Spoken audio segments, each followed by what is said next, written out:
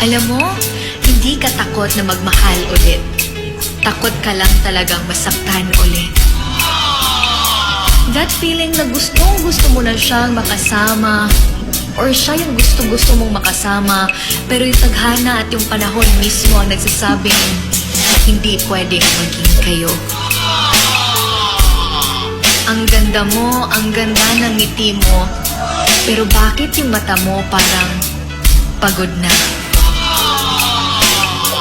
Actually, kung mahal mo, wag na wag mong susukuan. Pero kung hindi ka na masaya, ayaw na.